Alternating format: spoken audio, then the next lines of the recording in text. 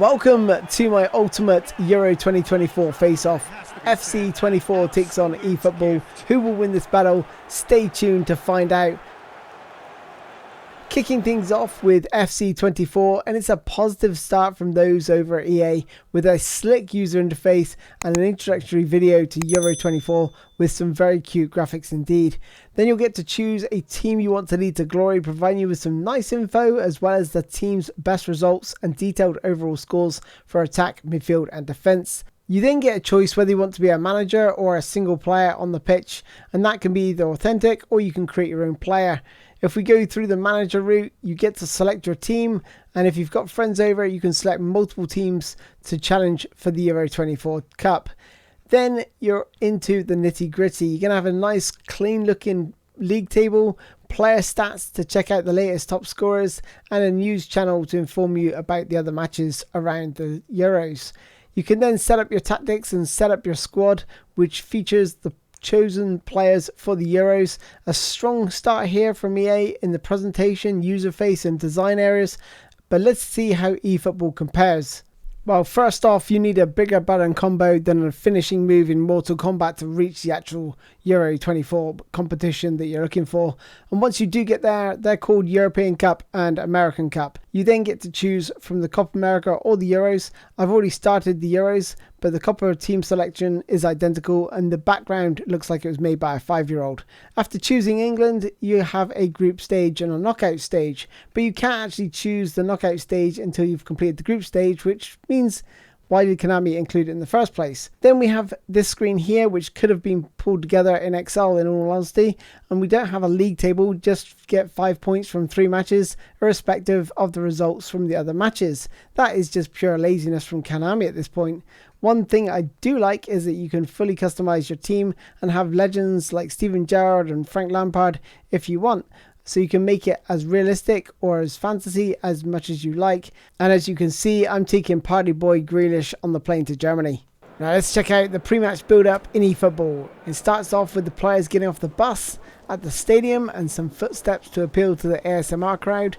Not exactly getting you off your seat in excitement here, before switching to the changing room for some pre-match team bonding as Declan Rice gets the boys fired up. Soon we get to see the flags laid out on the pitch under the lights of the Konami Stadium. No official stadiums here, and we'll be lucky if there is a daytime game.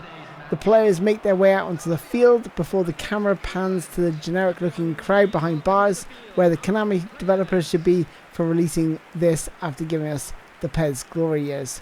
Then the camera pans to the people holding the flag as the national anthems are played, and just like in real life, the English players mime the words. Then even more horror as the Serbian national team is unrecognisable. Not even Vlahovic or Mitrovic is here, a completely fake team from the looks of it, although I'm not familiar with most of the Serbian teams, so do please correct me if I'm wrong. Let's ignore the horrible dark blue and bright yellow scoreboard, shall we? Oops, bit too late, I just mentioned it. Now on to FC 24's offering. It starts with a solid start with the logo and the teams outside the ground, the atmosphere, hardly ground shaking, but it's cool to see the war paint. Now we have an empty stadium with sprinklers and some dude marking out the white lines on the pitch. Cool, but I need some atmosphere. Not sprinklers, I said atmosphere. Wait, what the hell? Where's the walkout? The national anthems. That's the reason we love the Euros, so we can boo the national anthems. Should we mention the gameplay? Well, FC 24's players sliding all over the pitch like it's an ice hockey rink is still there, but the turf looks great, the crowd looks really good, as do the banners, the scoreboard and ad boards. Looks really realistic. As the camera gets closer to the corner kick taker here, we can see additional little details like the nation flags draping down from the roof. A very nice touch you might miss if you skip these moments. Now let's flick to eFootball, and yuck, what is that turf? Generic kits for Serbia, and as the corner kick's taken, there's no cutscene like there was in FC 24.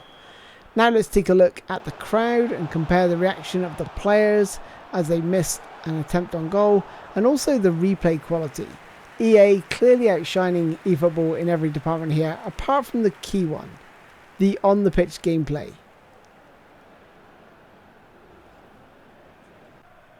And whilst eFootball dominates in most of the areas on the pitch in defending, midfield and attacking, When scoring a goal, I got a better feeling from FC24. The way the crowd erupts, the camera shakes, and the difficulty was just spot on for me from EA FC24's game instead, whereas eFootball, I find it far too easy, even on legend difficulty. FC24's goalkeepers are far better than eFootball's, who are rooted to the goal line in 1 vs 1 situations.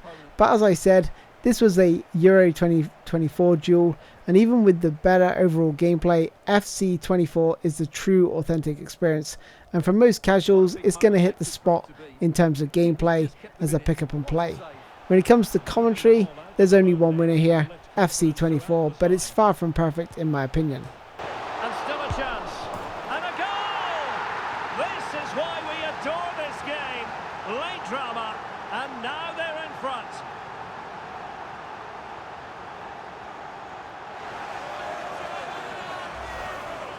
Well, the initial save is a good one, as you can see, but unfortunately it dropped straight to an opponent. A bit unlucky, really. Trippier. They may end up with some regret with this tactic, but you have to admire their commitment to goals. Great hit! Sticks it away! 2 up now, and they are cruising. And it has to be said, an absolute gift.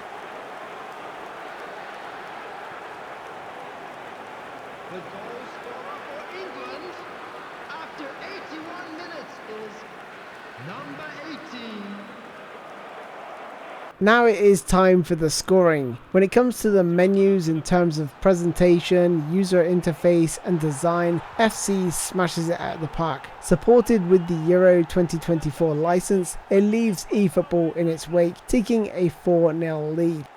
I'll take FC24's pre-match build-up with the crowd outside the stadium over the footsteps of the players arriving by bus. However, eFootball pulls one back with the pre-match walkout with the national anthems, as EA abandoned this feature for this season for some bizarre reason, making it 5-1 to EA FC24. Replays in FC24 are far superior, as is the player reaction. You get to see just how much it means to the player, whether they score or miss one of the gilt-edged chances.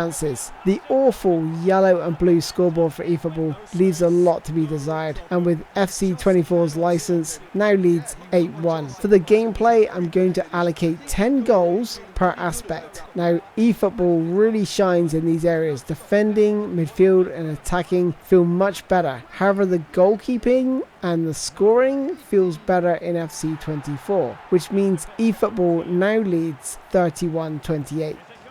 Now, whilst I find legend difficulty too easy in eFootball, I know there's some people going to be probably smashing world class on FC24, which is what I was playing. But due to the poor back passes at the back in eFootball and goalkeepers messing up, I'm just going to give this one to FC24. Crowds are far more detailed with face paint in the stadium, which is a nice touch, exceeding over eFootball. Goal celebrations are much better in FC24, making it 31 apiece. So both teams have 31 goals.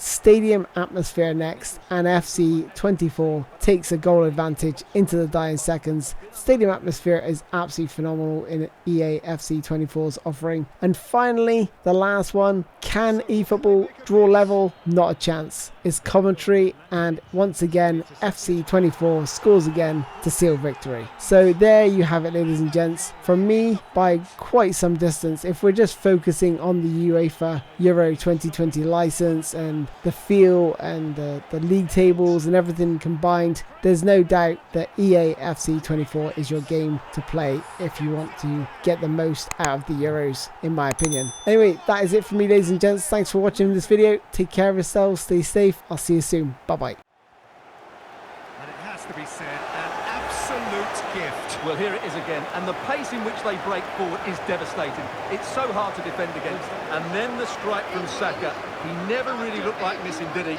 Brilliant finish. Number 18.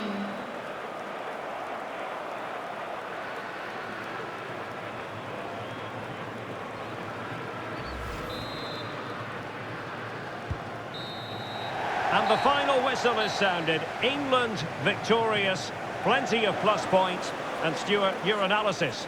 Well, Derek, they were dominant in most aspects of the game, particularly in that midfield area, and they also looked threatening in the top third of the pitch. It's a really good result for them. So a positive night for Harry Kane. Sum up his performance for us. Yeah, it was a very good performance. He scored one and hit the woodwork, but his general play was outstanding as well today. Very impressive.